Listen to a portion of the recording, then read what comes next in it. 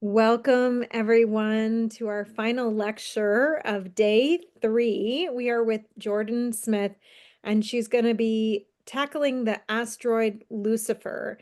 And I just want to say, like, Jordyn is one of my favorite people in the EA community, and I'm so delighted because every year when we invite her to take on, um, you know, whatever it is, she rises to the challenge. And so I'm just thoroughly delighted to see you tonight and looking forward to this so much. So take it Th- away. Thank you. Okay, let me go ahead and share my screen. What I want to say is this is one of those topics that sometimes freak people out. So, just bear with me, and I feel like this is a really important time to dive into what this archetype represents. So, let me go ahead and share this with you all. And okay, here we go. So, obviously, we're talking about the asteroid Lucifer, so we'll see how this goes.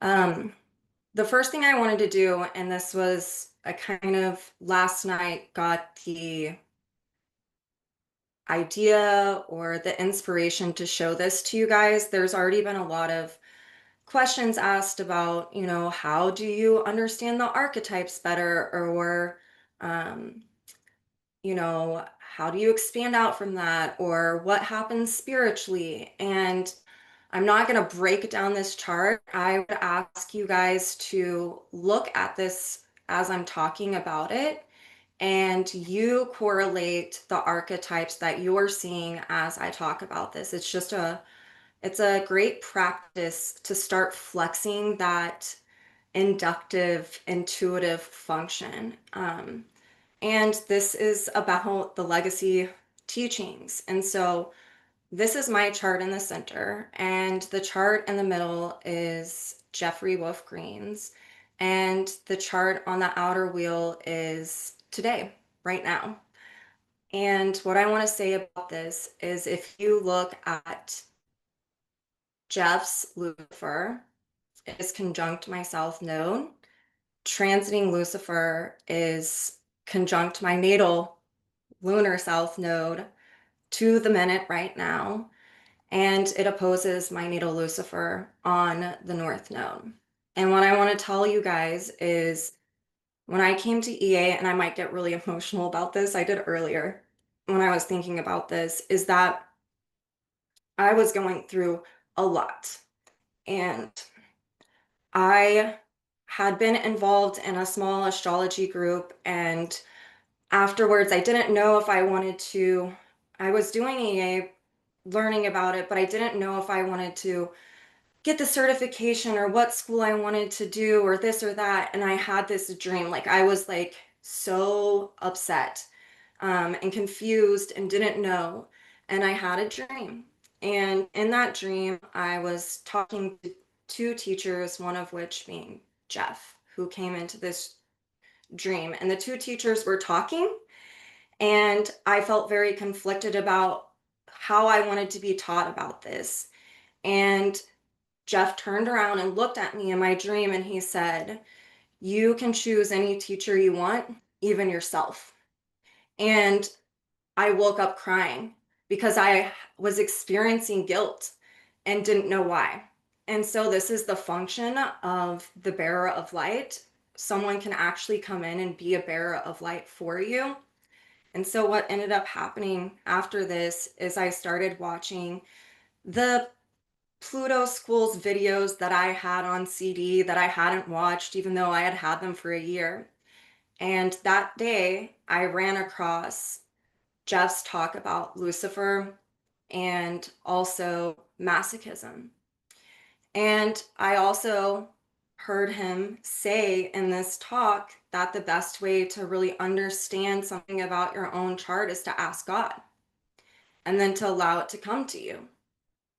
And I started asking that every single night because my life was really really, I was very confused about things. I felt guilty about things. I didn't know what was going on. It was pertaining to my own family system. I was very traumatized and I was feeling very victimized. And what started to happen over the course of a year as I was studying EA by myself is I either have spontaneous remembrance or dreams about prior lifetimes that pertain to situations I was directly experiencing in that moment.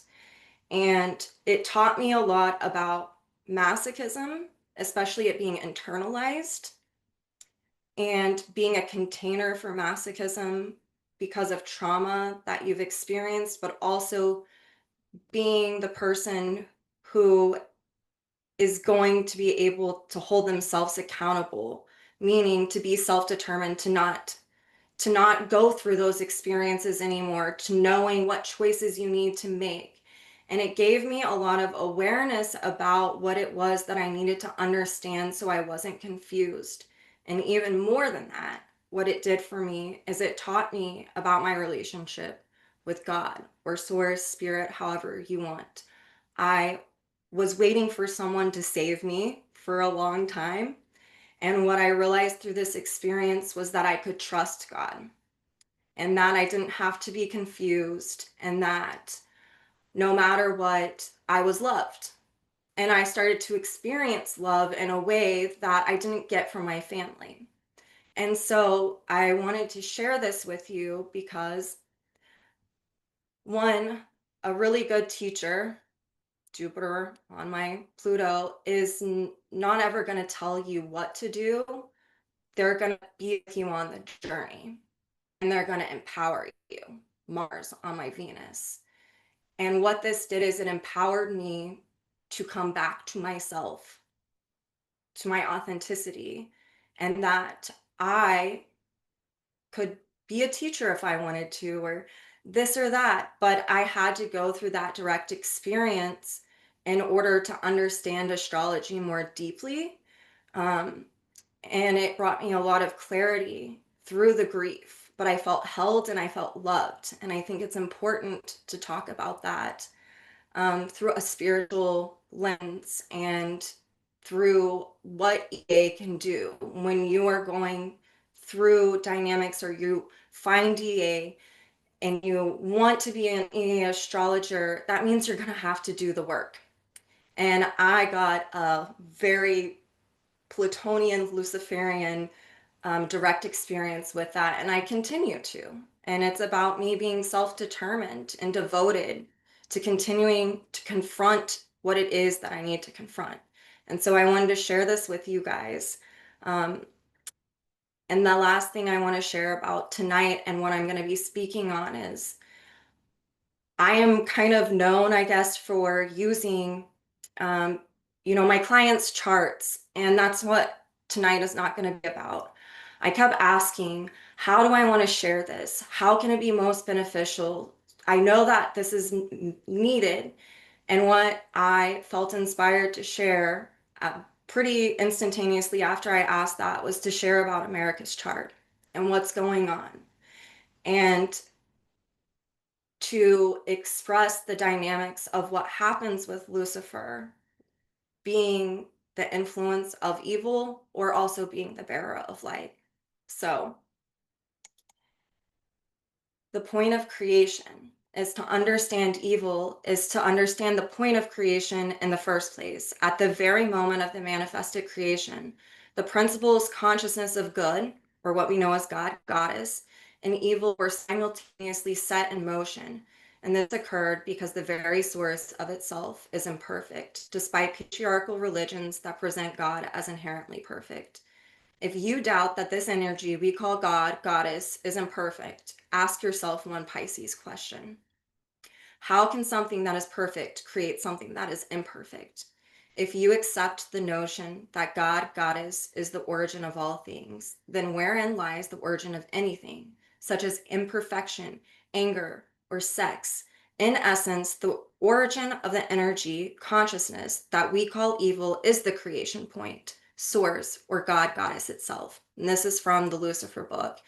And I if you want to know more about this archetype after this, definitely get that book. So, Lucifer is the asteroid 1930, and we just went over God is imperfect and God created evil itself through Jeff Green's words. And what this is really reflecting is a natural law of polarity. There's night, there's day, there's winter, there's summer, there's spring, there's fall, there's God, and there's evil. And what this is really showing and reflecting is that polarization is catalytic. Okay? It means that if everything was great and dandy and perfect, evolution would not happen. They would cease to exist. There would be no reason for it, period.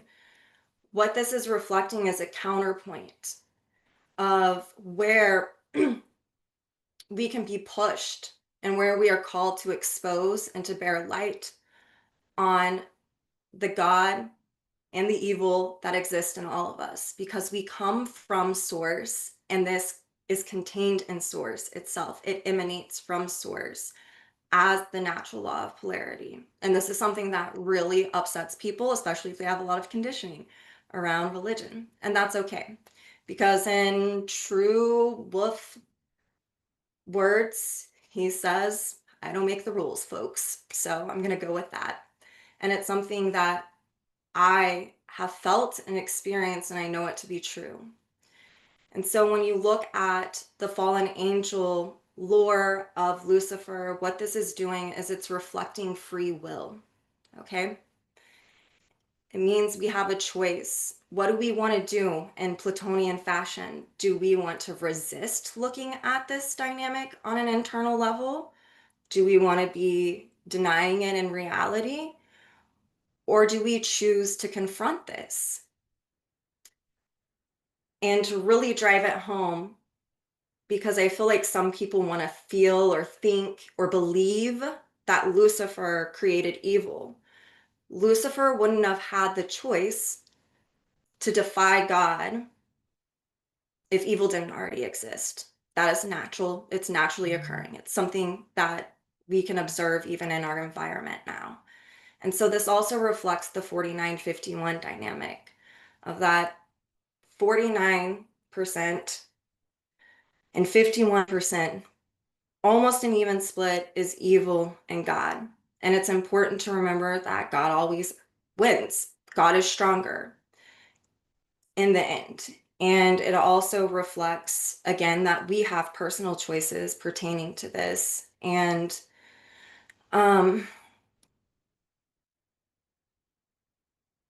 that it's important whenever it feels like kindness, compassion, and love are not existing in the ways that we want. It's important to remember that naturally we inherently know right from wrong. And yes, through conditioning, through the patriarchy, that can become distorted, but it's also about confronting those dynamics again in order to evolve through them. So, how are we influenced by evil? So, 99% of evil is unseen. If it wasn't, it would be a lot easier for us to counteract it. And it's just not the case as it stands. So, how does this influence us? And it influences us through maintaining our separating desires. The soul has antithetical desires. One is to merge, and one is to separate. And some of those separating desires can be influenced through the energy of evil or malevolence, through having us stuck in illusions and delusions of reality. I know my Lucifer in Pisces, that was one of the things I was going on with me. In the emotional body, okay, we are pure consciousness, and that means that we evolve through the emotions. And so it wants, and it does come in and influence us in our most vulnerable and weak places.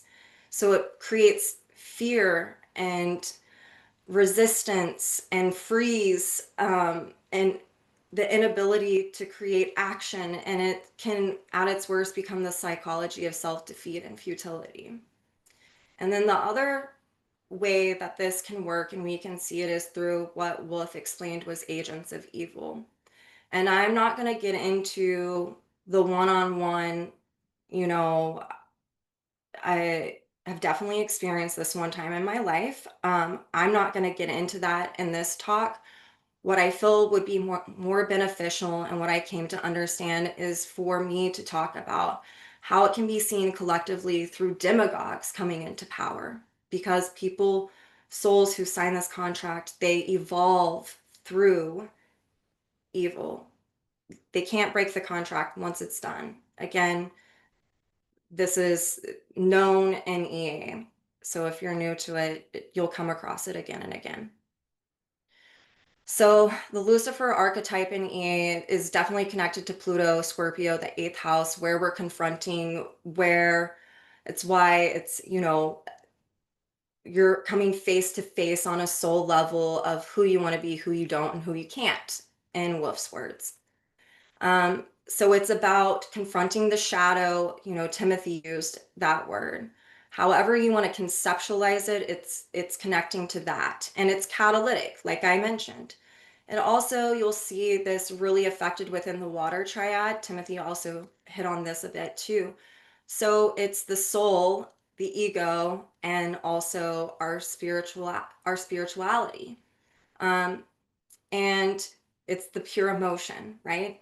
And we also see it with the asteroid Lucifer and its ruler by house sign and the aspects that it makes. It's also, we can see it in Lucifer's south node and ruler and aspects as well. So looking at this together with the Pluto paradigm shows where we can be influenced by evil forces in our chart. The transits from Lucifer in our natal charts and even collectively can ignite different dynamics of the influence of evil. Okay. So where can it be the bearer of light? What is this? So the bearer of light is this illumination, right? It's where it shines a light in the shadows of where we're needing to confront and how we can become more aware. You just showing up to this is speaking to wanting to be more aware about this, which is great, because remember, most of it's unseen. And so it's to use our free will to make a choice to continue to evolve. And the paradoxical symbol in the asteroid Lucifer can also show us exactly where we are called to experience love and evolutionary growth through source itself. Remembering that evil exists in the absence of love. When you start to observe this in your life and around you, there will be an absence of love, period. So my question, or the questions I feel we should ask ourselves, is who do you choose to be through the inner confrontations and the awareness?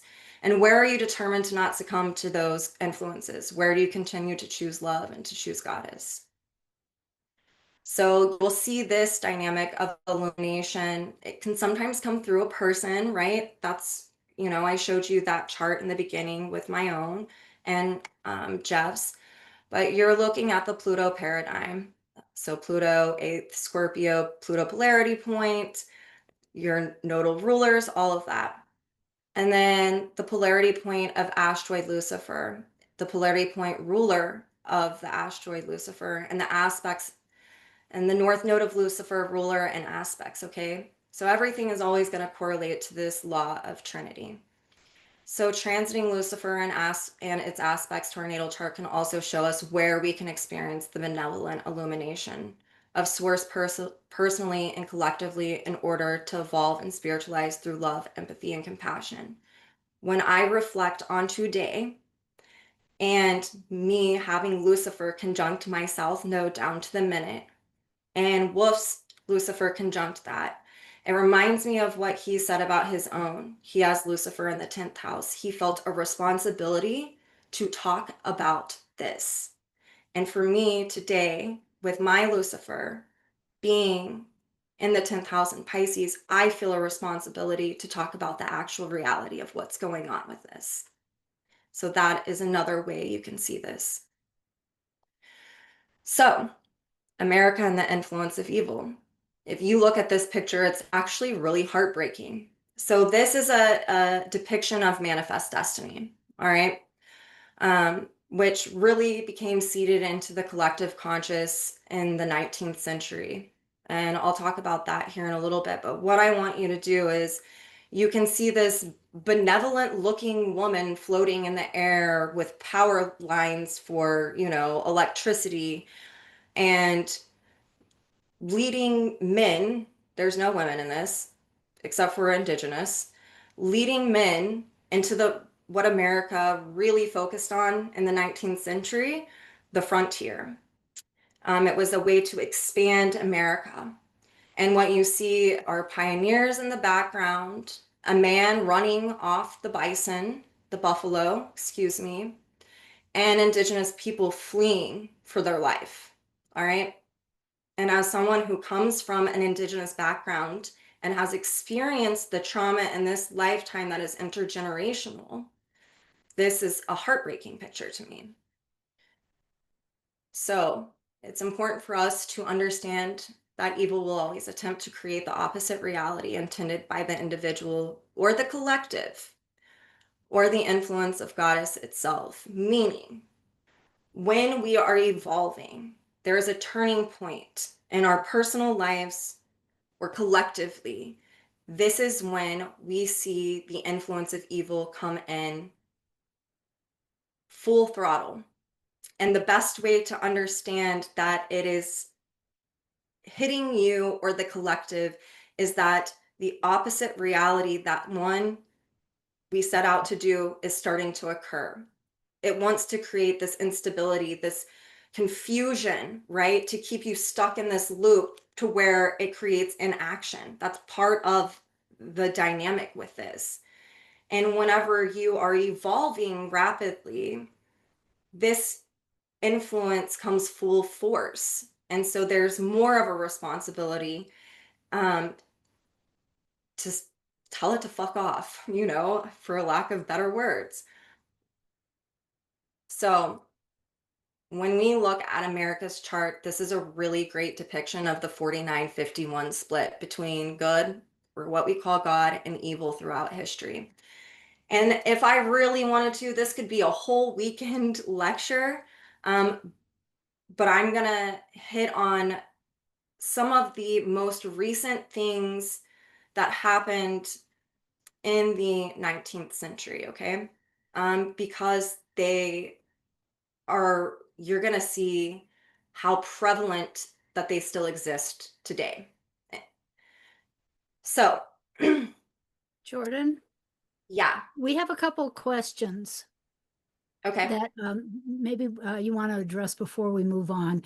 One of them is what is a demagogue? A demagogue is a political leader who comes into power, who creates, genocide or power dynamics and really creates an immense amount of trauma for whatever nation that they come into power in. All Based right. on prejudice. Yes, Yeah. absolutely. And divisiveness. Yeah. It's a way to persecute. And they always have, and I'm going to talk about this a little bit in a minute. Oh, okay. It goes on with the psychology of someone who's really being influenced by evil or who is an agent of evil. Yeah. Okay. And then the other question was, are you equating God, goddess with source? If so, what does it mean to choose God, goddess over evil if God, goddess created evil? Okay. God, goddess, yes, would be what you're calling source. And what it means is it means to choose love. It means to choose evolution. It means to not to succumb to victimization, masochism. It means to confront the shadow parts of yourself, the things that most people don't want to look at because it is it's humbling to recognize, like, God, I have this in me. I didn't know that I was being like this. It's also reflecting what I said It's the choice of free will, right? We all have a choice.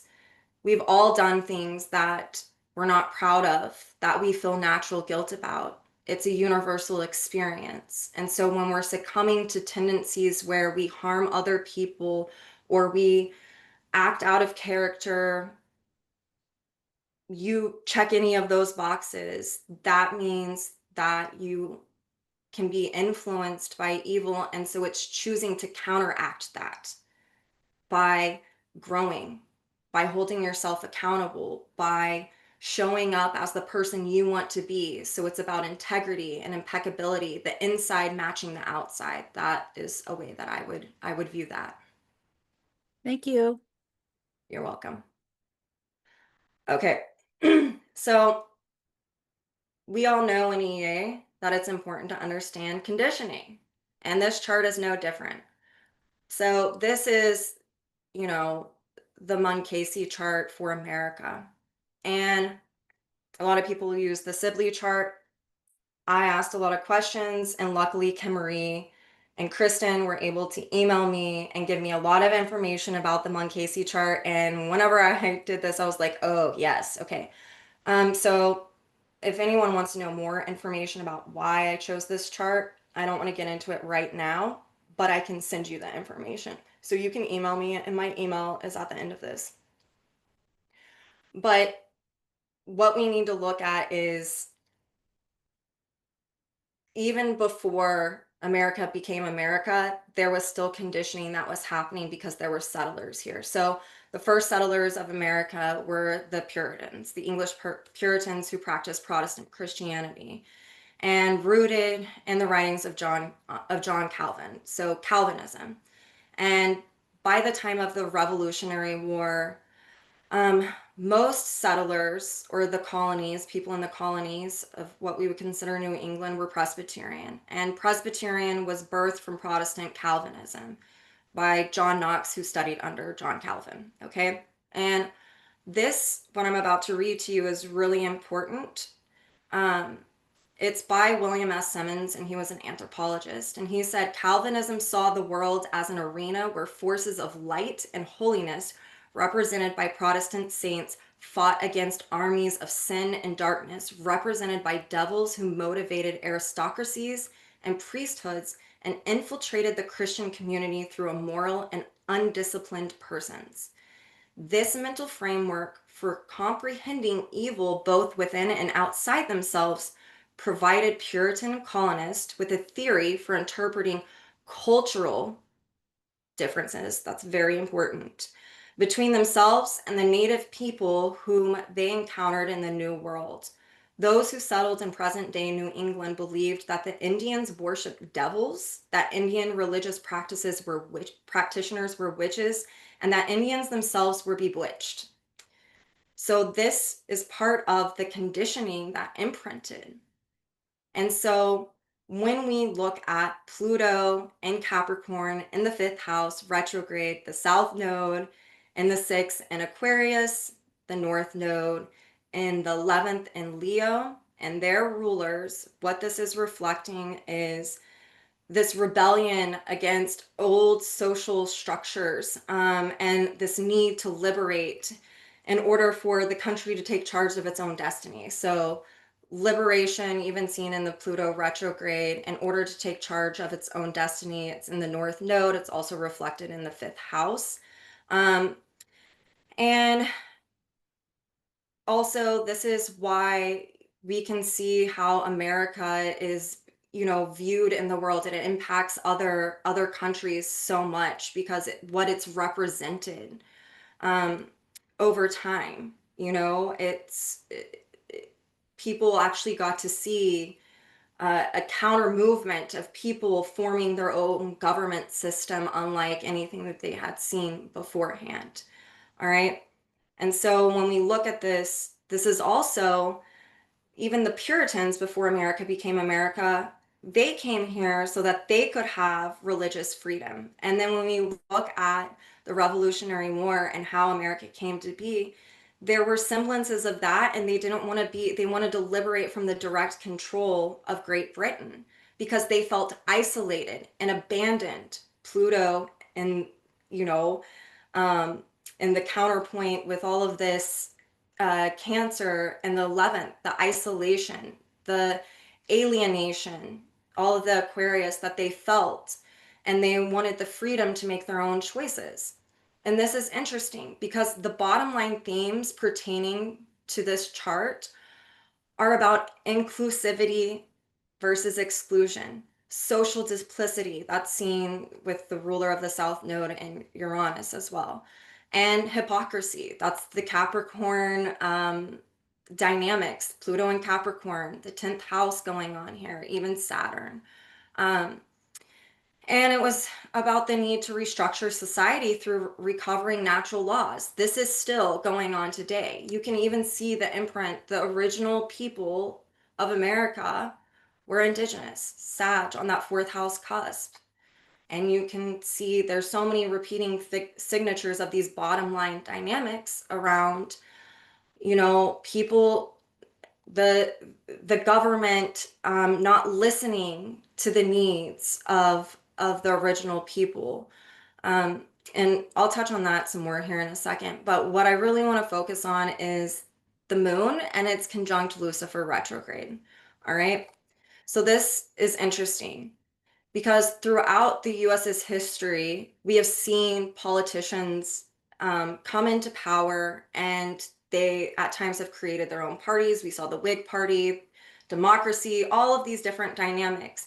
And it's because they're wanting to come up with solutions, the sixth house, right? And to break free of the old dynamics, the structures that they were in. And these have always started with these grassroots movements, which is a definite, you know, Uranus and Gemini dynamic, the ruler of Pluto and Lucifer. And some of these efforts have been aligned with more natural laws. I wouldn't say exclusively to that. We're still evolving into that. While others are the absolute distortions. And so we've also seen political leaders come in who are wanting it to go back to the old way. The old way was the best way. Aquarius, Uranus, 11th house reflects the social dinosaur dynamic. Okay. It's why even, you know, one of the slogans with our current, you know, president has been, we need to make America great again. That's speaking and reflecting to this dynamic of non-new solutions. Let's go back to the old. All right. And this is also interesting. The moon ruling the Cancer planets, especially in the 10th house, it actually reflects leadership, representing the national identity. So when you think about that, there have been leaders who have come into power who've been bearers of light. And then there's also been ones who have been definitely influenced by evil. And they were who everyone recognized as our leadership. Okay. And it was based on their values that connected to the mass population. All right. So I'm going to speak to the archetypes of the influence of evil with this, you know, Lucifer in Aquarius conjunct the moon, especially pertaining to Aquarius. So it's where there's utilizing whole groups of people to benefit, um, benefit self, specifically the values for specific groups at the exclusion of others, and the trauma that occurs that is a reflection of distorted values. This being contained in the sixth house is also indicative of enslavement, persecution of others through religion. The ruler of that is in the ninth house, right? Conjunct the moon, it's creating deep insecurity within the collective. How many people feel insecure right now because of what's going on? Because it's the fear of exclusion. There is an imprint within us where we've experienced these dynamics in the past. I want you to remember that Neptune corresponds with the collective conscious. And everyone's south node of Neptune is in Aquarius, and everyone's north node of Neptune is in Leo. We all have this imprint of experiencing these types of traumas whether prior lifetimes or just through the collective. Okay. Um, so when we look at even this trining Saturn, this is where, government structures, government leadership has come in and absolutely will not listen to the needs of different cultures or groups. All right. When we get into the ruler of Lucifer, Uranus and Gemini, these are the archetypes of creating massive division amongst groups of people, Uranus and Gemini, through different group thinking, Gemini. Values and beliefs. This is Taurus on this ninth house cusp. It's the beliefs that are entrenched. And the most prominent way we have seen this is through culture wars over and over and over again, which by definition, by the way, and I looked this up because I was like, okay, I understand this, but I want to define this. And this is actually literal in this chart. Like this is where you can get into looking at a chart and understanding something very literal. Is by definition is conflicts between social groups with differing worldviews over fundamental values and identities. When you look at the ruler of this Uranus, it is Mercury in Cancer. Cancer, our identity, ruled by the moon conjunct Lucifer. So there's a lot going on here.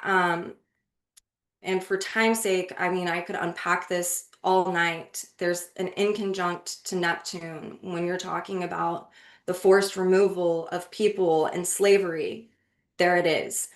When you're talking about deportation and making people leave, you're looking at Uranus and Gemini in that ninth house. When you're talking about, oh God, it runs the gamut.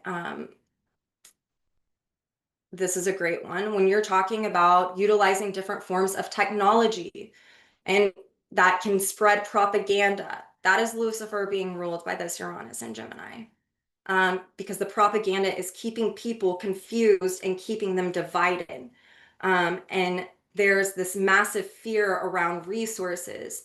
Another interesting one to think about is documentation. To document something is a Uranian, Aquarian, 11th house function, because documentation is the archetype of objectifying something or someone. So when we think about even the rhetoric of undocumented illegal aliens, aliens is even Uranus. So it's literally it's literal in this chart.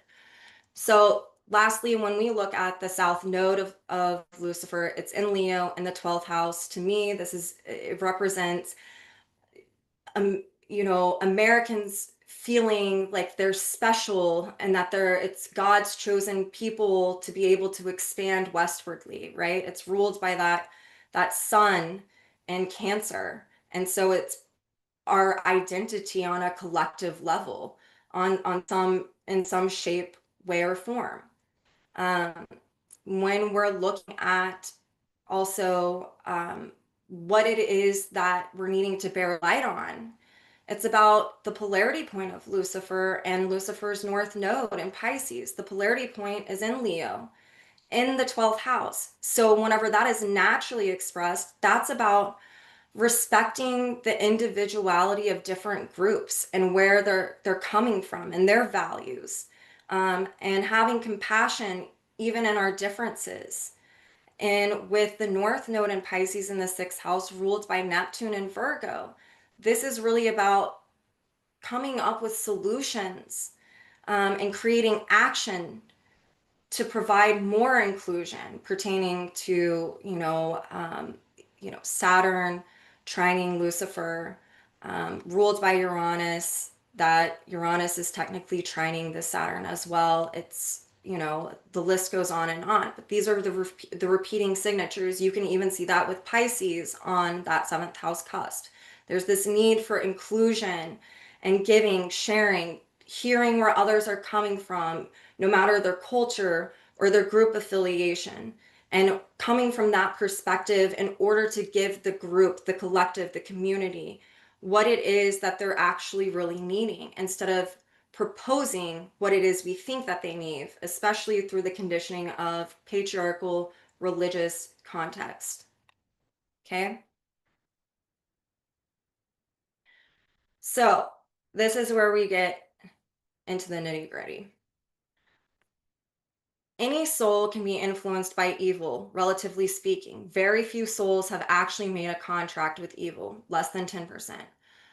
This is important to understand because this is always going to happen whenever you see this. And it's something I challenge everyone to observe, especially with what's going on right now. A soul who made a contract with evil will have an inner psychological orientation within themselves that is unique to those that make a contract with evil, and that psychology is the will of personal power to obtain or actualize anything that they so wish to actualize and obtain without any restrictions at all. They consider themselves as something special, and which all the normal natural laws of our universe simply do not apply. They consider themselves special, in which all the normal rules, customs, taboos, and the various laws and regulations of the society of birth also do not apply. Okay. Such souls will have always felt victimized by life to the point of leading them to make this contract, with the resulting rationalization of their desires to have anything they want to have happen.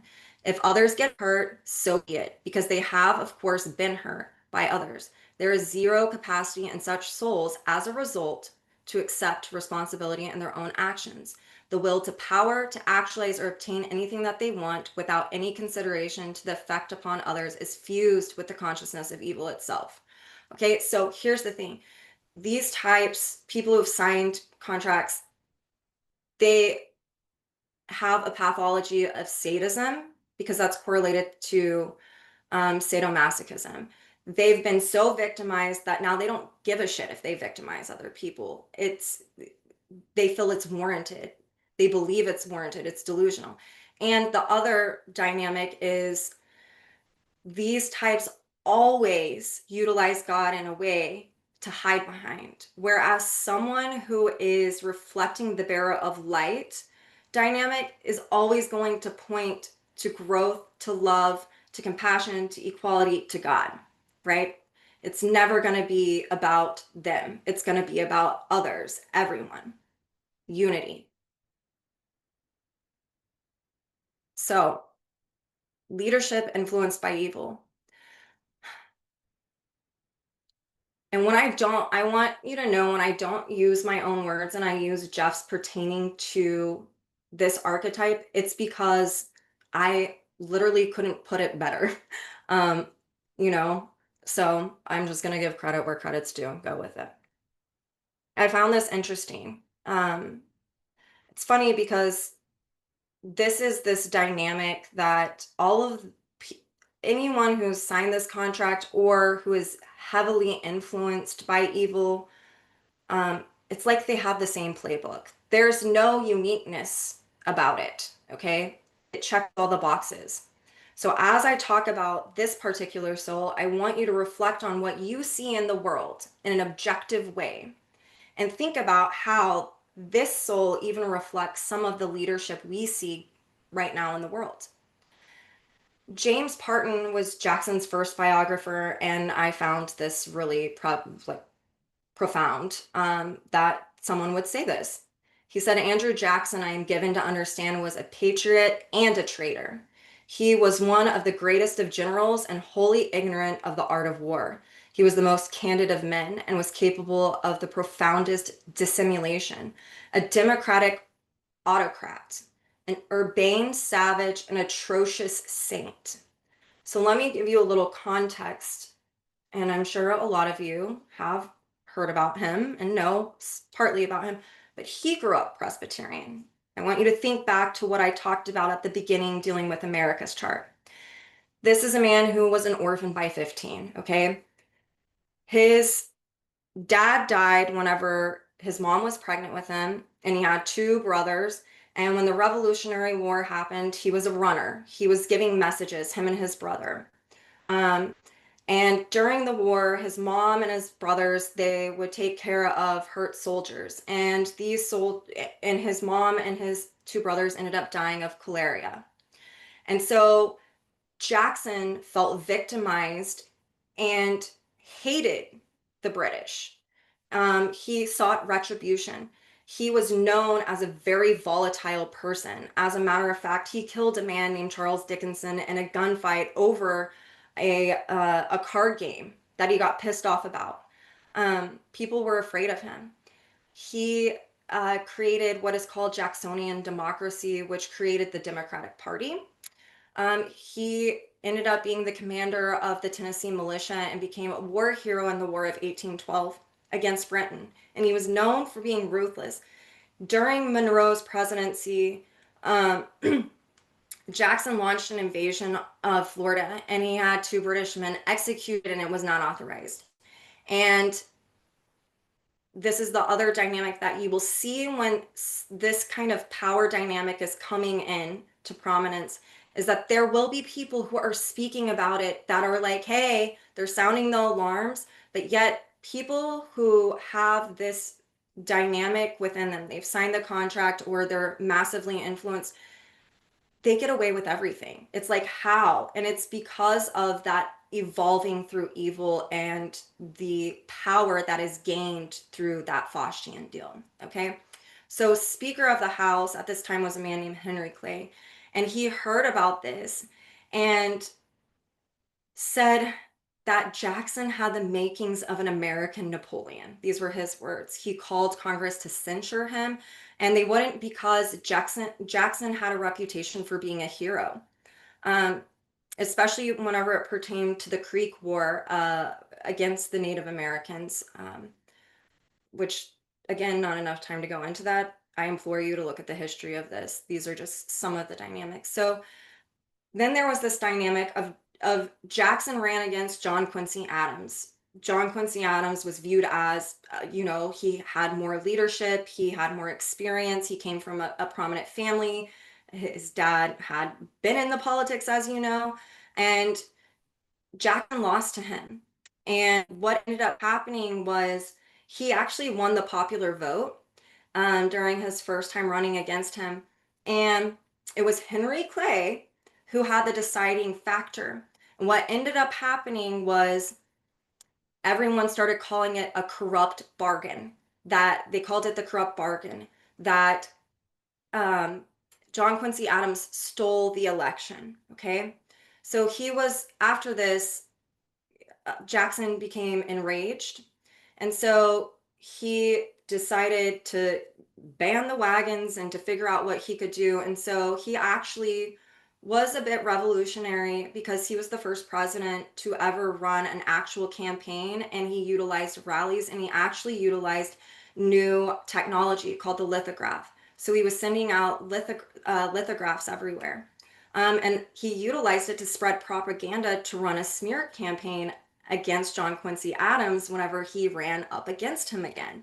So this created something called political factionalism. This is whenever this came into fruition during this time period. How he won over the population is because he became very relatable, because he grew up poor and he was the self-made man. He was known as a frontiersman, the mountain man, and he spread this message to make America great, meant that we needed to honor the farm workers and the tradesmen, and we needed to expand the frontier and move westward. That way every family could have their own plot of land and have a farm, and it would help our economy, and they could be self-made men too. Okay. And the irony of this is he actually wasn't self-made when you think about it, because he owned slaves. And his slaves are what made him money. So he spoke to a population of white men who were Christian, Presbyterian, and it emboldened them. They recognized it. They felt scared because of a lack of resources, a lack of land. They also didn't want to give up owning slaves. So after So you've got to remember, whenever he came into power, this was a political moment where there was actually, we were having a larger division around slavery. People were wanting to break off, and they felt like the North was starting to think about how it was wrong. And this was also the reason for him wanting to expand the frontier, because he wanted states to have their own government structures. And um, he also was afraid of Native Americans and slaves who ran away or who were freed at the time to come together and be unified and fight against white Americans. Okay? So, the other things that I want you to understand about him is that after he was elected, he fired dozens of federal employees, including 13 district attorneys, saying they were corrupt and or incompetent. He removed more government officials than any other president until our current president we have right now. Who he hired were to fill those positions were people who were known to be unsavory and unethical, but he chose them because they would say yes to him. They would do what he wanted. Because he had wounding around this in the past before he became the president, because he wanted to initiate the Indian Removal Act, and guess who said no? Henry Clay. And then he ended up becoming the president after his second term. So I want you to look at this. This is what he said. And I really want you guys to look at, and I want you to look at his Lucifer conjunct the sun, okay? It's opposing his moon and his Jupiter, all right? His Neptune is the ruler of this. His south node of Lucifer is conjunct his lunar south node in the fourth and in Leo, ruled by that sun conjunct Lucifer. And the list goes on, and I'll get into this a little bit. And even his north node is in Aquarius in the 11th, and it's ruled by this Uranus and Aries on his ascendant. Okay? His words, it will be my sincere and constant desire to observe toward the Indian tribes within our limits a just and liberal policy, and to give that humane and considerate attention to their rights and their wants, which is consistent with the habits of our government and the feelings of our people. That sounds nice enough, but here's the thing. When you think about Lucifer and Pisces in the 12th house, and you think about it conjunct the sun, I want to ask this question, and Sue, if you'll tell me if anyone answers, what comes to mind about what Pisces reflected in that signature is?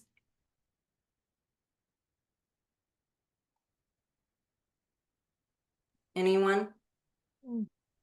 Deluding people into believing things that are a different. Deception.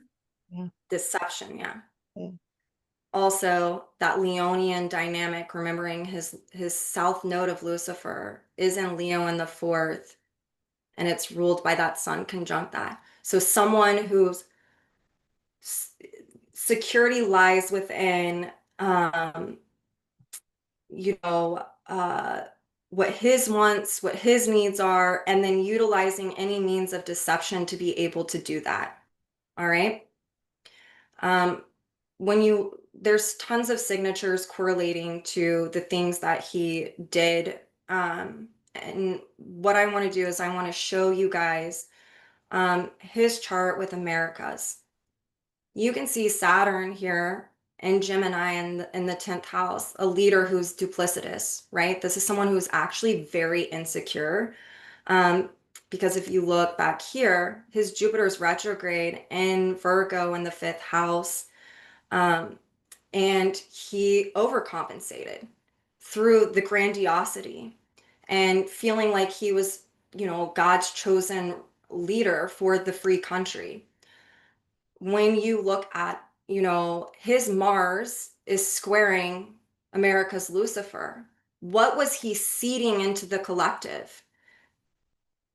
The values around scarcity and not having enough resources. And so we needed to not respect other cultures, to isolate other cultures and groups of people for our own benefit. That's also seen with his Lucifer sun falling in that seventh house. We're not going to listen to these other people. We're going to deceive. That way, the ends justifies the means. Saturn, Gemini, conjunct that Mars in the 10th. Okay. When you look at, his Neptune in the 11th, the 12th house, the ruler of that, it's just these repeating signatures over and over and over again. The moon on America's Neptune, Jupiter's there. The other interesting thing I want you to look at is his nodal opposition. And it and Pluto both fall in the 5th house. The nodes, this is during America's nodal opposition that he was born. Do you not think I would ask the question as an astrologer, what is he bringing back in? To me, it's that social dinosaur dynamic of the old way, the Presbyterian, Puritan, Calvinistic way of demonizing other people, groups of people for our own benefit because we have a right to do so. All right. His if anyone has a question about the repeating signatures, when you look at Uranus falling in the 8th house, it's squaring the Pluto of America. This is him imposing his own power, his own desires, using it to overpower different groups of people. It's ruled by that Mars and Taurus because of resources. Again, the ends justifying, the means justifying the ends. No So when you questions so look at far. what? No questions so far.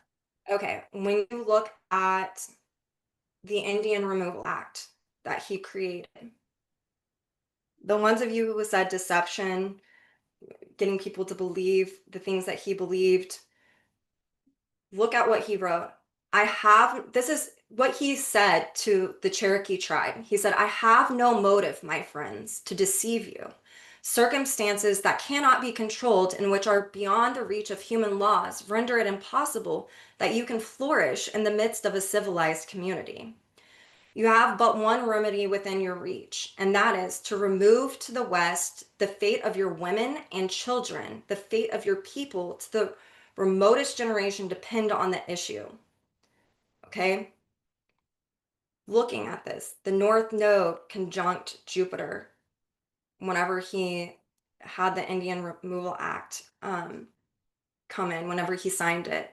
So this is, again, these beliefs around excluding other people stemming from this religious conditioning that they were better than, that, Indians were savages, that they could never become civilized, which is ironic because he actually said before this to the Cherokee tribe, the best thing to do is to blend in. And do you know what the Cherokee tribe did? They started wearing clothes like colonials. They created an alphabet for themselves. They created government systems. They were trying to reflect what the US was reflecting. And then this happened. So it's the massive deception of no matter what, you're less than. Uranus conjunct the North Node, completely creating massive amounts of trauma. Through government structures.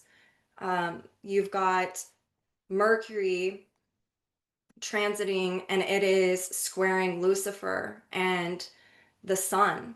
This is, to me, reflective in the Trail of Tears, making what we call the 5 civilized tribes, walk at gunpoint, at bayonet point, all the way to Oklahoma, to a place that had no resources, that appeared to be invaluable to the American population.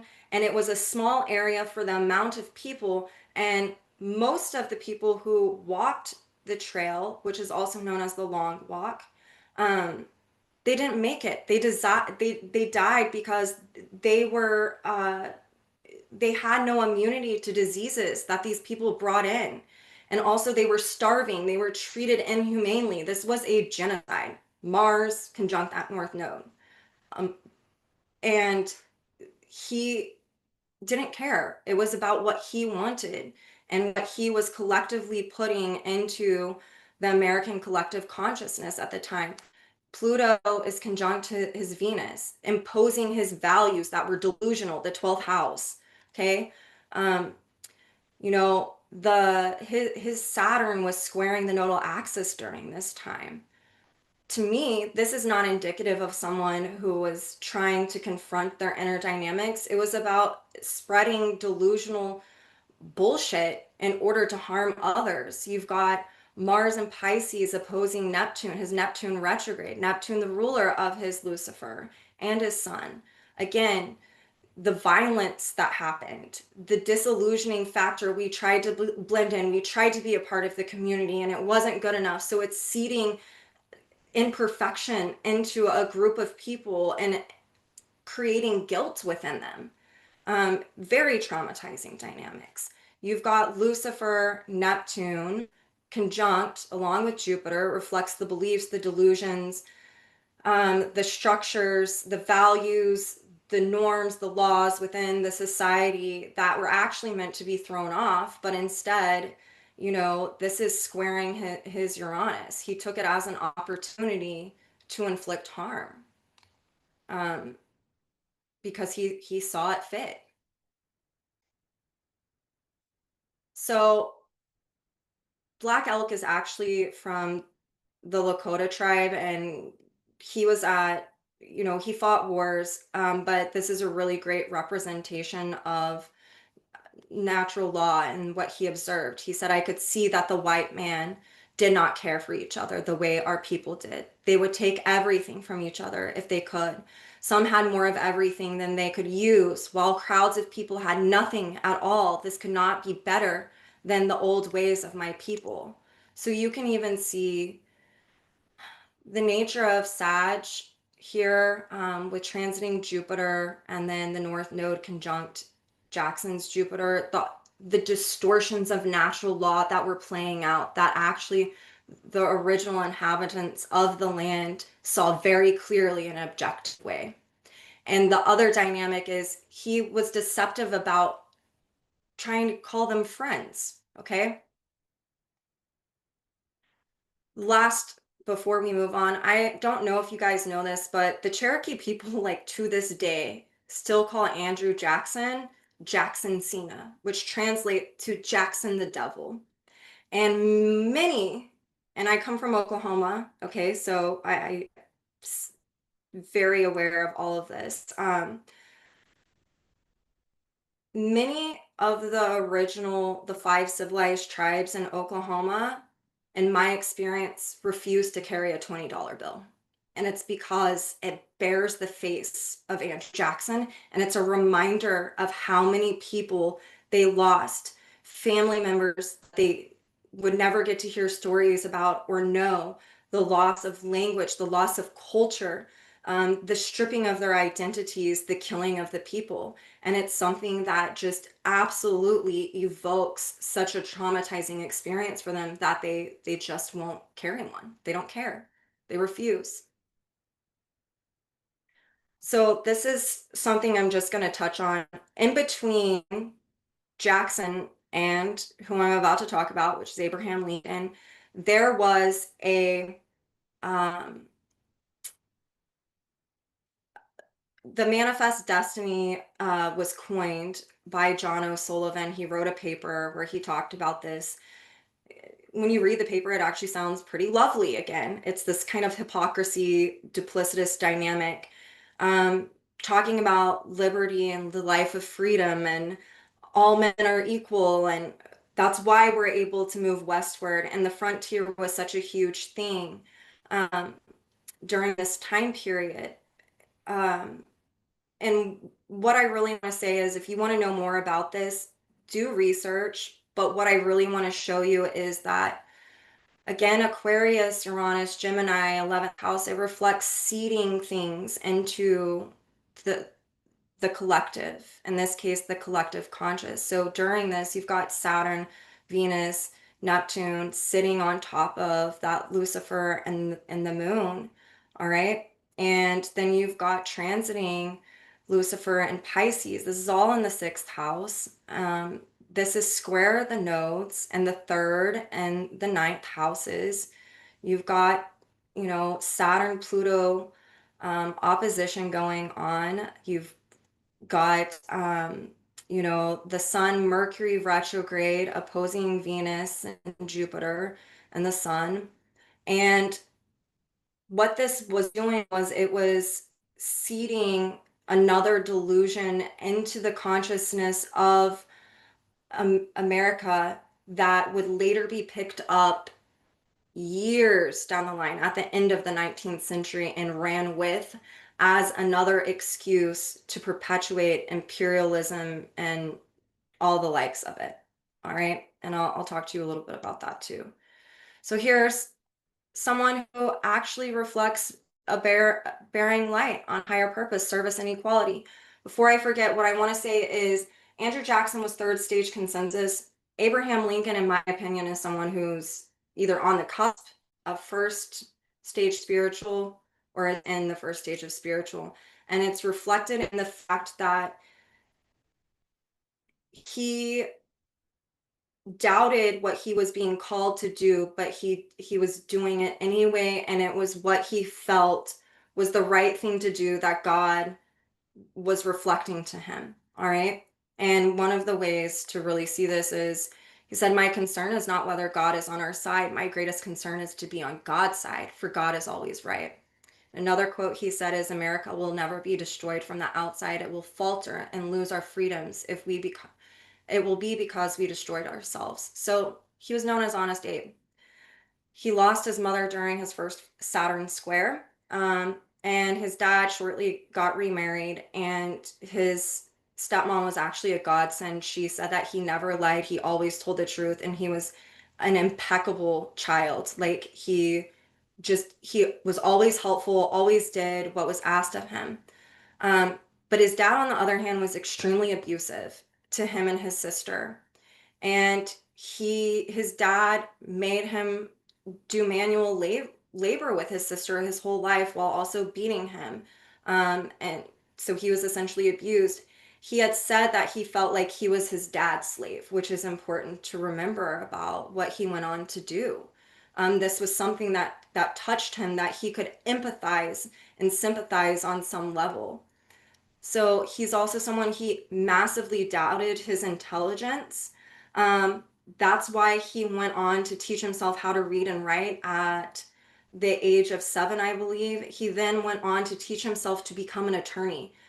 This is someone who was quiet. He was actually a natural loner. He was personable and funny, yes, but he was someone who he liked to be by himself. He experienced massive amounts of depression, or uh, what was known as melancholy. And even at one point, he experienced futility to such a point that he contemplated ending his life. His friend actually stepped in and stayed with him. And this was after he ended his third engagement, by the way. He had relational issues. Who he went to marry was actually extremely abusive to him. She hit him. She threw things at him. She was verbally abusive. What he did is he would just walk away. He would never get into it with her. He ended up losing his second child whenever he was 4 years old, and went on to have more children after that. He worked in a general store and became personable. And the thing that helped him understand that he was meant to be in a leadership role is because the community that he built when working in that general store studying to become an attorney, there was, I forget what war it was, or no, there was an attack on the land, and a militia was formed, and he volunteered for it to protect the town, and the townspeople, they voted for him to be the head of it. And so that was like a turning point for him to really get into politics, and he saw a need for inclusion. So I love these quotes. I have been driven many times upon my knees by the overwhelming conviction that I had nowhere else to go. My own wisdom and that of all about me seemed insufficient for that day. Think about this. This Lucifer and Virgo and retrograde, how would that Lucifer come in and and hit you in your most vulnerable place? It would hit you where you're having self-doubts. It would hit you. Think about how he doubted his own intelligence. These are some of the dynamics. He also doubted his ability to be in relationships or to get married, by the way. That's why he was engaged 3 times and then got engaged for the 4th time, but the very next day he got married. Um, that's also a signature with Pluto in the first house. This is someone who had spent lifetimes of being alone and really is needing to initiate a new cycle and has been, but you can see that this Lucifer that's opposing this could really get him caught up in doubting himself even relationally. I don't think I can do it. I don't know if I would be a good husband. Even to, I don't know if I would be a good leader. I'm That actually created a lot of humility for him. All right. And another signature of being a natural loner is this Saturn, Neptune, and Sag, really even Uranus in the 9th house too. You know, that can be someone who is, willing to be alone if need be. He's also got the moon in the 11th that repeats that signature. But this is someone who came in feeling very different because he was more in tune with natural laws, right? And there's something about, if you look at Mercury conjunct Pluto and Jupiter there, about him spreading that message, and being able to communicate it in a way that spoke truth. He was honest Abe, right? That there's that signature going on. So he also said, we are not enemies, but friends. Look at the sun in Aquarius and the North Node of Lucifer, both ruled by his Uranus on that North Node. This is something he knew about. The moon in the 11th. We are not enemies, but friends. We must not be enemies. Though passion may have strained, it must not break our bonds of affection.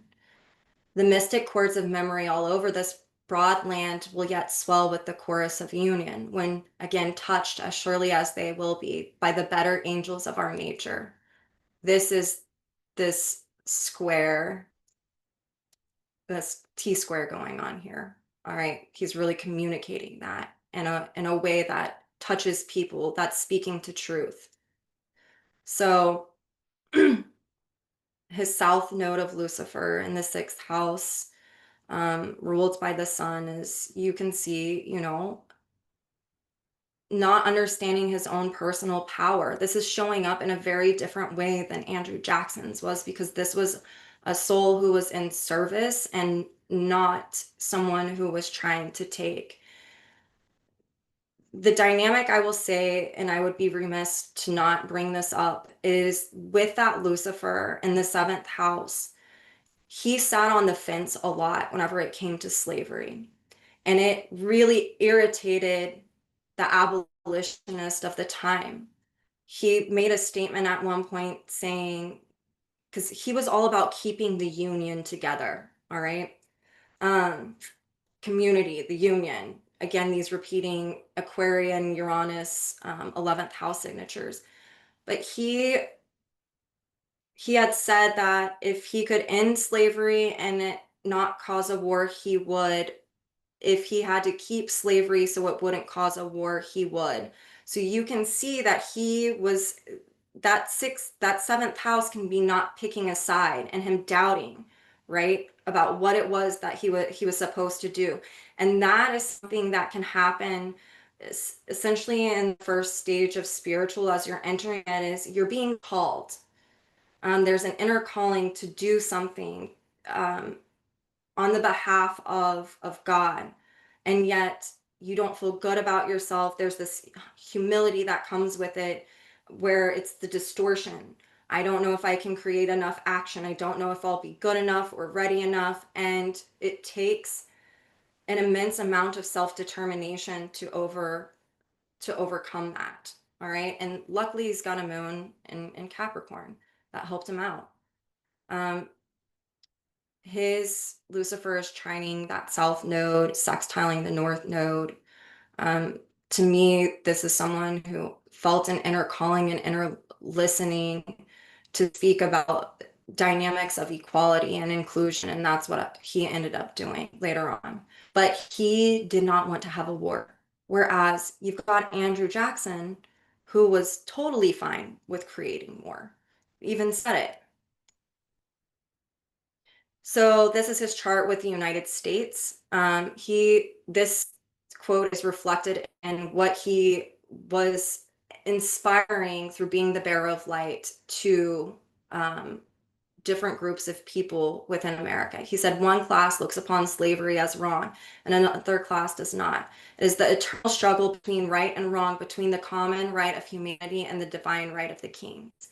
And you can see he was the bearer of light. His son is on that Lucifer, on the moon.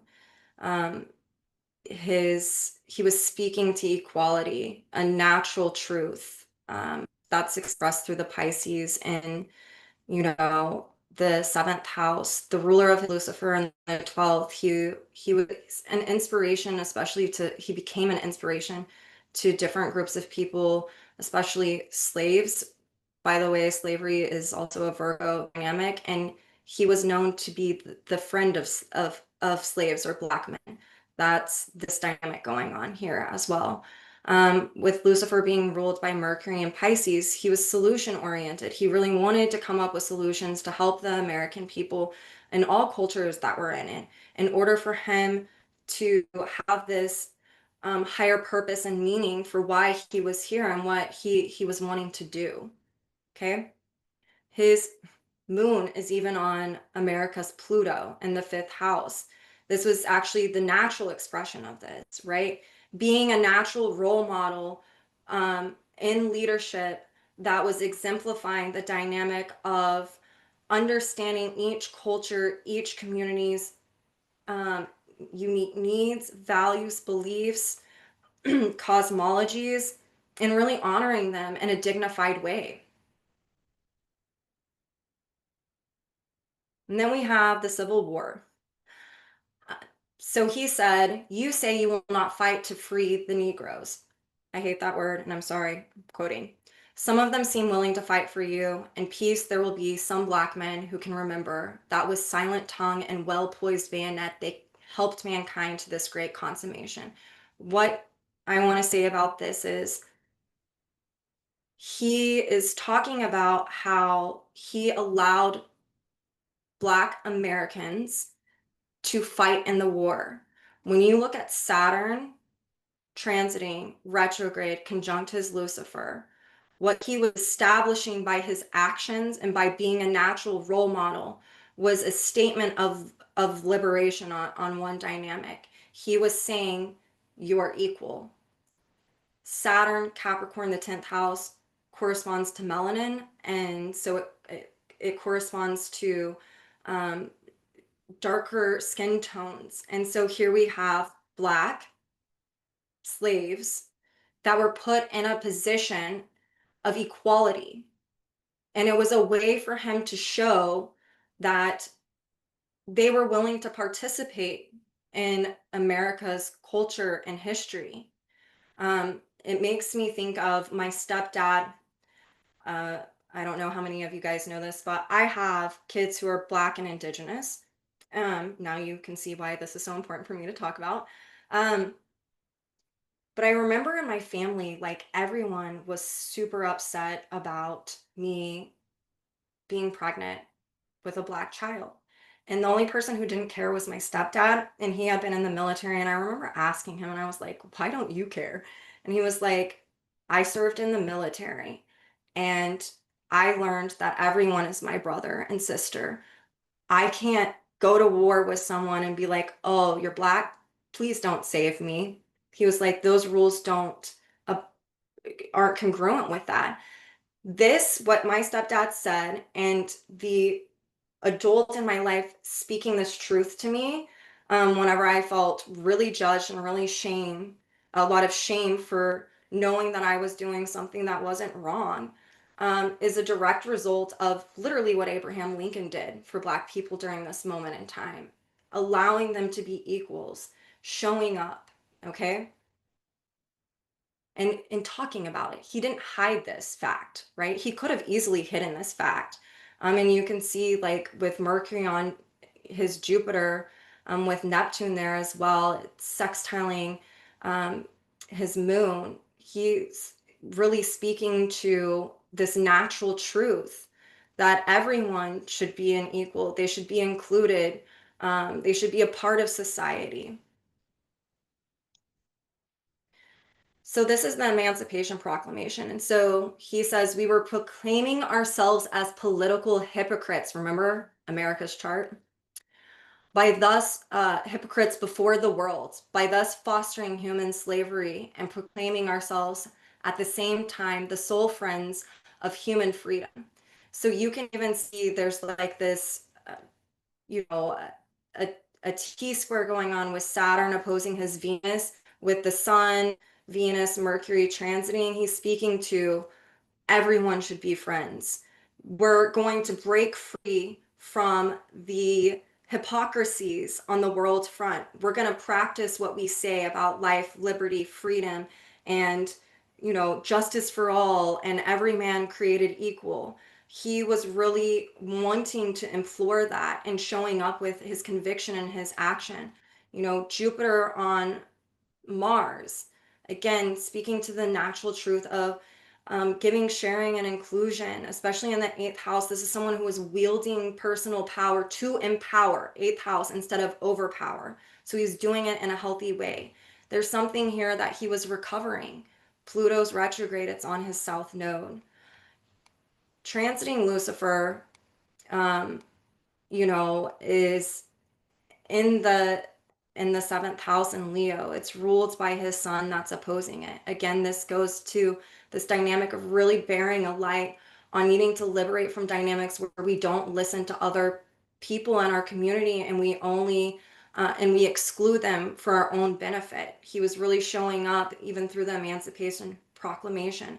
And it was actually something that he was sad about, that he couldn't do it for all the states, right? He could only do it for some. Lots of repeating signatures with this. So Frederick Douglass, actually, this really encapsulates in an objective way, I feel, Abraham Lincoln's Lucifer and Virgo in that seventh house. And he said, viewing the man from the genuine abolitionist ground, Mr. Lincoln seemed cold, tardy, weak, and unequal to the task. But viewing him from the sentiments of his people, which as a statesman he was bound to respect, then his actions were swift, bold, radical, and decisive. Taking the man in the whole, balancing the tremendous magnitude of the situation and the necessary means to ends, infinite wisdom has rarely sent a man into the world more perfectly suited to his mission than Abraham Lincoln. So in 1890, 30 years after the Civil War, the US Census said that there was no more frontier. And by 1839, historian Frederick Jackson Turner wrote what is now called the Frontier Thesis. This sparked anxiety and reignited the beliefs about manifest destiny. Remember what I talked about, things seeding into the collective consciousness whenever that first came out. America began to enter a cycle of expanding a new frontier through imperialism. The US took control of the Philippines, Hawaii, Puerto Rico, and Cuba. The collective divide over cultural wars, exclusion, elitism, colonialism, capitalism, and the divine right for expansion persisted and still persists today. It is often spread through new propaganda and technology utilized by leadership, influenced by malevolent energy to create divisions amongst groups of people. It always occurs when we are moving in the direction of equality on all fronts, when we are evolving as a collective. When we are evolving towards God and recovering natural law. This is the continuing influence of Lucifer in America's chart. At its worst, we see mass groups of people persecuted, excluded, and traumatized, exiled from the land, even genocide through the delusion of ethnic cleansing, religious superiority within different races, and the collective hive mind. Lucifer in Aquarius, 6th house. We also see groups of people coming together in community to stand for what is natural, giving, sharing, and including, just as they did at times during the Revolutionary and Civil Wars. By the way, the Civil War and the Revolutionary Wars happened during America's Uranus returns, and that's the ruler of Lucifer. So I want you to think about that. Natural giving, sharing, and including, just as they did during the Revolutionary and Civil Wars, oftentimes through grassroots efforts that build community. As of October 18th, 2025, I hope this gives you guys hope. We saw over 7 million Americans come together and peacefully protest. This is the US's Lucifer polarity, Lucifer's North Node and Neptune and transiting Neptune. This is the largest in US history. As we approach the US's Uranus return, which happens, I'll show you dates in a minute. The ruler of the US is Lucifer. The hope is to rebel and revolutionize through non-conforming of these old ideals and bring forth solutions based on the natural law of giving, sharing, and inclusion, unity, and diversity. The 49-51 divide continuously beckons us to ask ourselves, are we being influenced by evil within the absence of love? Or are we bearing light on God, walking forth in love and evolving in community? What part are we playing in the collective evolution? And the last thing I want to show you before this is actually, where is it? I have it somewhere. Where was this? I had it on here, I thought. I don't. Never mind. I forgot to put it on here. What I want to show you is these are the upcoming Uranus and Lucifer transits. So these are the USA. This is when Uranus returns. This is in 2027, 2028. These are the dates. These are the upcoming Lucifer transits. That's supposed to say 2026, excuse me. But we've got Uranus balsamic to transiting lunar south node. I think I put that in the wrong place. So, oh, it's Lucifer balsamic to transiting lunar south node, excuse me. On the 26th, then on the 27th, Thanksgiving, it turns new phase. In January, we've got Lucifer retrograde at 18 degrees Virgo. Between March 14th and the 18th, it's going to conjunct the South Node again at 8 degrees. And then on April 26, 2026, it's going to station direct at 3 degrees Virgo. And on the 27th, that's not right.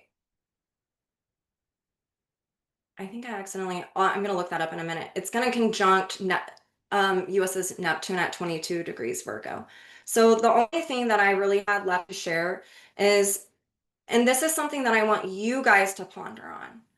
I want you to think about the Lucifer and this transit. This transit that's on the outer wheel is actually whenever transiting Lucifer is conjunct the lunar south node. So that's where it actually can be the bearer of light, because it's going to bring up past dynamics for us to confront. Okay. And this is where it's square to Mars. And we've got the United States, we've got Trump, and then we've got this transit. We've also got another great one, and you guys are going to get these slides. So this is more for you guys to ponder on. This is something I want you guys to feel and understand without me spoon feeding it, okay? This is with AOC. It's the same thing, but only with AOC. And it's eye-popping to look at. Her Lucifer is on Uranus. Her North Node is on Lucifer and the moon. Just Mercury square Venus and Jupiter. Jupiter conjunct Sun, Mars and Sun conjunct Saturn and square Sun, and Mercury retrograde, and Pluto is square the nodes. There's a lot. There's something from the past that's wanting to be picked up with this soul in general, pertaining to what's going on and being a voice to speak to this. Because this is the other dynamic, is that, I'm going to stop the share, is that most of our political leaders, not most, but a lot of them have become great orators. That's the Gemini function. That's the function of that Mercury retrograde. And so AOC is Alexandria Ocasio-Cortez. she's doing a grassroots effort with Bernie Sanders right now. Okay, good. Sorry, I was answering that question. But I want you guys to think about, like, where can we be the bearer of light? Where is this being seeded into the collective? What do we need to do to come together in community? When you think of Lucifer transiting your own natal chart, observe, when is your emotional dynamics internally not reflecting what's the external triggers, where there's just an overabundance. I will say one thing about Trump's Lucifer: it's in Cancer, it conjuncts Saturn and Venus in America's chart. And Lucifer in Cancer is a really tricky one, because that is where it really comes into our emotional dynamics. And Cancer is where we experience the cross currents of our emotions already, and that can be confusing all on its own. And so, with him having Lucifer in Cancer, that's where he doesn't even realize on some level the emotional stuff that he's spewing out. Like, it's not, he can't even remember, and that's part of the cross currents on it. So, um, do you guys have questions? I wanted to see if I have this really quick. Because there was something that Wolf said that I found to be profound. And I want to read it to you guys because I feel it's very pertinent. Okay. He said, this is on the old message board. He said, in 2024, when Pluto goes into Aquarius, this increasing polarization will set in motion whole groups of humans, one type that attempt to reorder human behavior due to the core need for the survival of the species as a whole, which will go on for a long time. The other type of human will attempt to fight this in every way possible. The Aquarian traumas that then occur due to this will be unlike anything the human species has yet to confront, which is really saying a lot given the types of traumas that humanity has already created. What humanity as a whole then does because of these traumas is what it will come down to. This is all underway now, of course, but will intensify when Pluto goes into Aquarius. And as someone who lives in America, we've got a lot of Aquarian dynamics. So it's just food for thought. Questions?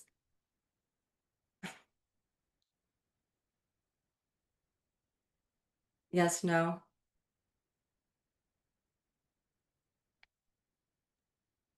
I'm trying to look. We have no questions. But Lots of comments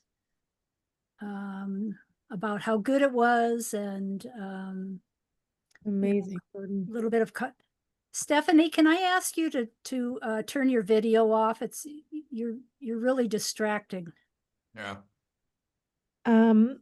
Jesse raised his hand. Thank you. Jesse, go ahead. Jordyn, I'd love for you to send out the last words, the quote that you read at the end. The source, I think it's the Lucifer book. I don't have that.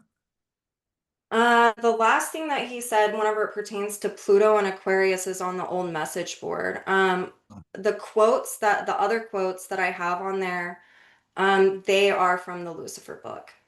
Yeah. Well, yeah. Thank you so very much. You're welcome. Thank you, Jesse. Okay. Is there any chart that anyone wants me to go back to and look at? Do you want clarification? Do you want to understand how this presents, in possibly your own natal chart? Or, what do you guys want to do? Because we have about 30 minutes and I want to make sure that you guys get what you want out of it. Maybe to segue and to be a bit of the icebreaker, I want to say, first of all, Jordyn, thank God for you. I was trying to think about what emotion is this that I can thank you for. And I think at the top of the list, I feel so relieved, but also happy, inspired, proud, impressed. I really, really admire your approach. It is so relevant what it is that you chose to talk about. It is both potent and certainly poignant. It was very, very felt. There's a particular feeling of what it is that you focused on, and you did a successful job of it. And to speak straight to it, I've been totally on the same page as you. I feel we're all on this same page where it's like, okay, it's time to wake up and become aware of specifically this. And Andrew Jackson was a perfect example. I knew a little bit about him, but it's like, oh my God, was that crazy to hear and to think about the parallels and the parallels in the chart. So you speaking to a particular pathology, you speaking to a particular dynamic brings everything together so perfectly. I just had to sit back in awe. Thank you, thank you, thank you. Can't put it into words, but truly, truly, thank you for talking about this archetype that I've heard like 2 other evolutionary astrologers even mention. Thank you. I definitely felt a responsibility. So I appreciate that. It struck a nerve. Um, what I do want to say is it's interesting when you think about the frontier as well, and you think about what was happening with Andrew Jackson. What I didn't mention is what was going on the frontier. Women were being raped, people were being murdered, and they were taking land. They were not just from indigenous people, but whoever they felt like they needed to, because it was all about resources and them feeling like they needed more. It was this gluttonous dynamic that he seeded with his Mars and Taurus into this consciousness. He was reflecting a fear that was already emanating in the collective, and then what it did is it emboldened people to do whatever it was that they wanted to do to get that. And so you can see that too with that south node of his and Lucifer conjunct his lunar south node ruled by the sun, and that is conjunct that um that Lucifer in the 12th house. Like, he inspired people to do evil acts, period. So it's there's even parallels. This type of pathology, it's interesting to think about because they all feel very unique and special, but yet they all have the same playbook. So they're not very unique and special. And again, that's that delusion. And so it's interesting to observe this throughout the world and in history right now. So let's look here. Lots of lovely comments. I'm sure you're seeing them. Exceptional.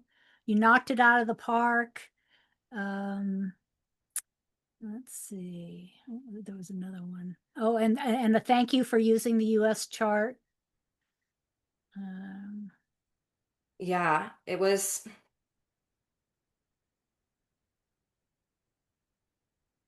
really healing on some levels for me to do, just on a soul personal level, doing something that I've been afraid to talk about before in the past because probably my prior lifetimes, right? I've got a really pronounced Cassandra pertaining to some of this stuff. Do the Cassandra. Yeah. So here's another question. Did Jeffrey ever speak about Lucifer connected to Venus when a morning star? So it's interesting. I haven't found that he talked about that as the morning star with Venus. I've seen it in other astrology schools of thought.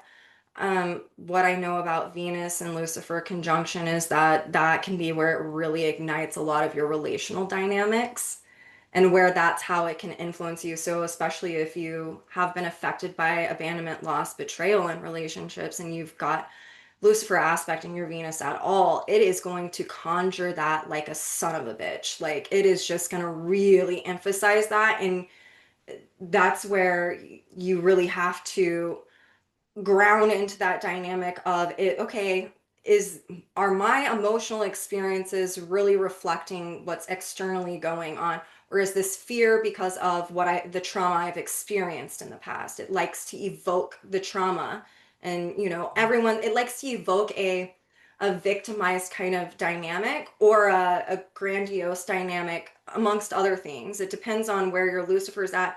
But we need to remember that Lucifer's south node really just goes back and forth between Leo and Virgo, whereas the north node can be in different signs, but the south nodes of Leo can bring that up.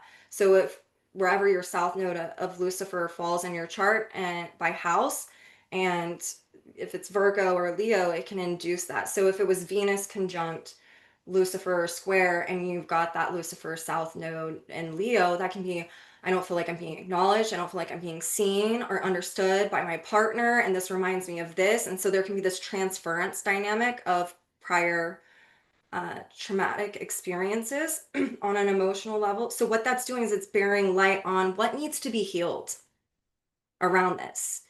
And it pulls in that Venusian influence in the higher octave of Neptune, I would say, in the sense of it's about changing how you relate to yourself and your own trauma around relational dynamics and how they've impacted you on an internalized level. So it can really bear light on that. If it was Virgo, a south node of Virgo, that's like, I'm just trying to be perfect and I'm going to be subservient, and then it can also get into some darker dimensions as well, dealing with sadomasochism. And did you ask if people wanted advice on their charts?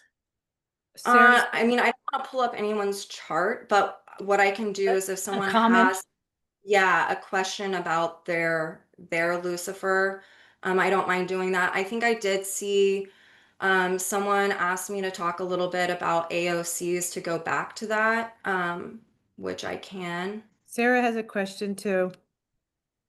Okay. Do that. Sarah, what's your question? Okay, so my question is more about social commentary in the present day based on natural law principles like cause and effect on a generational level and the principle of correspondence. So that's just to set the foundation for my question. My question is, given that we've got Lucifer and Virgo, and it will be, it's going to be doing a nice little dance with the South Node between now and next year. Like we can see the demagogues and their influence. But with Virgo correlating to slaves and the underdog, I would like to wonder and see if you have a commentary on how the populace is contributing to the evil as well and what they can do to deal with that. Oh, yeah. So it's not coming. Let me stop this. Especially with Virgo, Lucifer and Virgo, and doing the dance with the lunar south node, that can be the contributing to the evil by denying reality, by making excuses, by staying in a perpetuating victimization, by not creating any action. It can be where there's apathy, um, turning a blind eye. It can also be where there's other people who are, through their own religious values, they're perpetuating, enslavement. Especially the way I see this with DEI and things like that now cut, that's a way to systemically enslave people now by not giving them opportunities. So a way to not participate in that is through utilizing voice and peaceful protesting and the things that we know can overthrow autocrats, dictators wanting to come into power. It's looking for the solution. Me personally, I think right now, unfortunately, where we're at is that there's a lot of people who are apathetic, who have the blinders on, and there's a lot of people who are denying what is going on. Yet there's also people who are starting to experience the direct result of their choice to vote for him, where they're experiencing disillusionment and they're realizing that they were duped. And yet it's sparking up, especially with Lucifer transiting this, it's sparking up guilt, and some of it being natural guilt for their participation and not understanding. And so those folks are going to need to make new choices. Neptune, the ruler of that north node, where they're confronting the actual reality of the situation and learning about giving, sharing, and inclusion. As a species, typically we don't learn things until it negatively affects us, right? And that's where people are starting to become disillusioned. And so what that's doing is it's popping that grandiosity, that exclusion that's really entrenched into the collective right now. And then for those who have been seeing this, the way to not partake in being influenced by evil is not doing what Americans have done for forever, being a hypocrite, which means, and I've seen this so much, people who come out and they're like, I should have never voted for this person. Oh my God. And then people repost it and they're trying to shame them and they're saying, I don't care.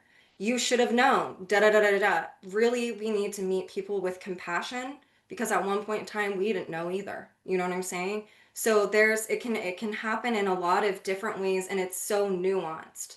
And so it's really about needing to look at solution based, and the best way to counteract that is when we are being inclusive, respectful, listening to others where they're coming from, not giving solutions where we think that what they should be doing, which, by the way, when you look at Abraham Lincoln's chart with his Lucifer and his Libran dynamic as well, is he actually did listen, whereas Andrew Jackson imposed what he thought, right?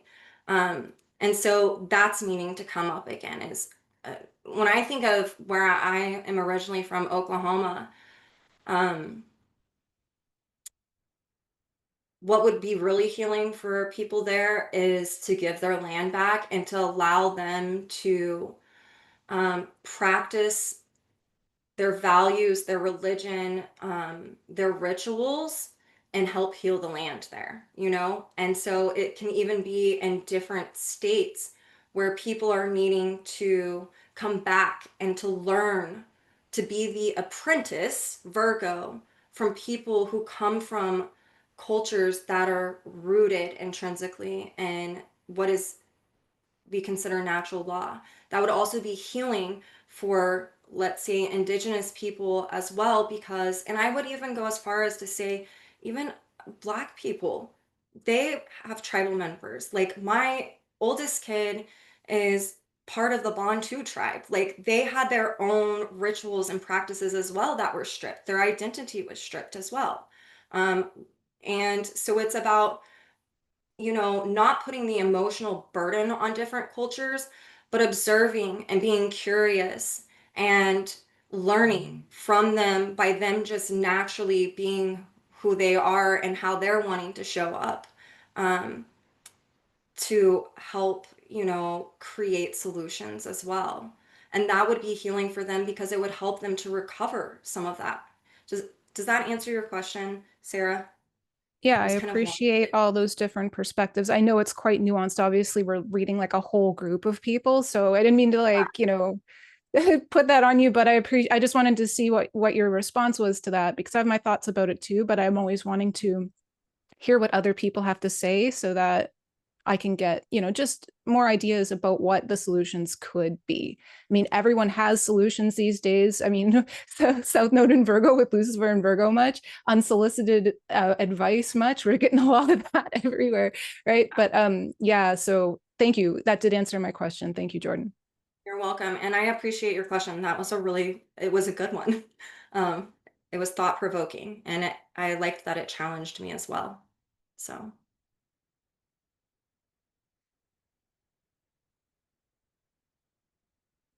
I'm trying to look here.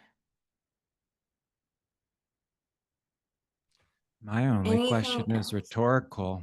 I Yeah, wonder what would happen if more humans started thinking about these things. That's all. agreed. That's why I was like, yeah, I'll do this talk. Like, of course I will. Um, so yeah.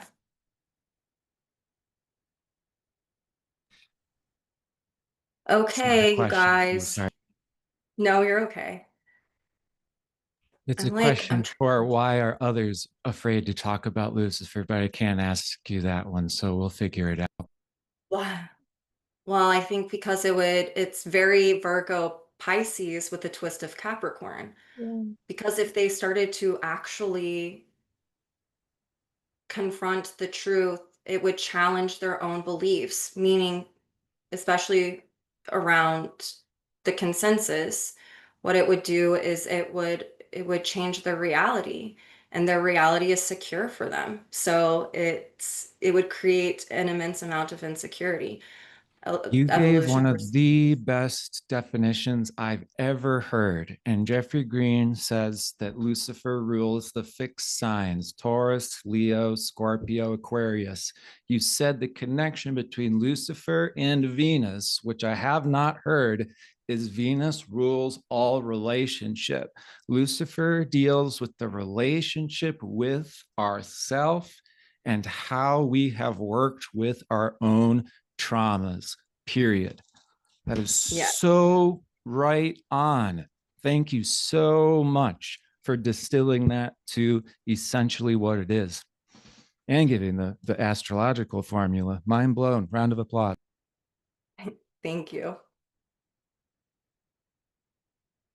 I'm like trying to look at everyone's comments. There's a bunch. Yeah, here's a good one. Amazing quotes to illustrate your points, Jordyn, and a fabulous teaching shared from indigenous land. The memory of the land and its people are long and never going away, no matter the trickery or cruelty used against us. So grateful you are bringing this to EA. Thank you. Like that really, this is what it's about, because I want it to be healing for people too, like that haven't been seen, or recognized for what's really gone on. Like we don't talk enough about, everyone wants to look at Hitler for genocide, around genocide, but no one ever wants to talk about like what happened to indigenous people. Mhm. So Yeah, Jordyn, you did such an incredible job of bringing everything forward. And I think one of the ways for us to move from hypocrisy or even apathy or ignorance is to be able to receive, this wisdom in a way that's so digestible and so relevant. So you made me want to cry several times, and I just feel so grateful. Yeah. I got emotional too. There was a couple of times that I was like, don't cry. My Capricorn kicked in. It was like, so, and here I Yeah. am, because if I did, I would be a mess. And I wouldn't be able to get through it. So it was like, okay, I'll go cry here in a minute when I take a shower. So Yeah. Yeah. Thank you. Thank you you're for welcome. everything. All right, everyone. Uh, Good day to you. In closing, if you are looking for the replays on the website, I've already posted everyone except for Jordyn's. I'll need to wait for Zoom to process the replay, and it probably will go up in the morning, this talk, but everything else is up, and I will get an email out to you with all the quick links to watch the replays as soon as I can. And we'll see you all tomorrow morning with Rav, or it might not be morning for you tomorrow, but it'll be morning for me, hopefully. And she'll be doing Isis, the asteroid Isis, the divine feminine masculine. So thank you, everyone. Thank you, Thank you, Jordyn. Michelle. Yeah, thank you, Sue, Yeah. my hostess with the mostest, and Kristen and Timothy. Wow. Yes. Amazing, amazing day, you guys. Yeah. And Thank you thanks all. for everyone who showed up to listen to Lucifer. I appreciate it because I was like, I didn't even know if anyone would want to show up to this one. So, but yeah. Yeah. Yeah. All right. Awesome job, Jordyn. Way to do it. Thank you. All right. Bye, friends.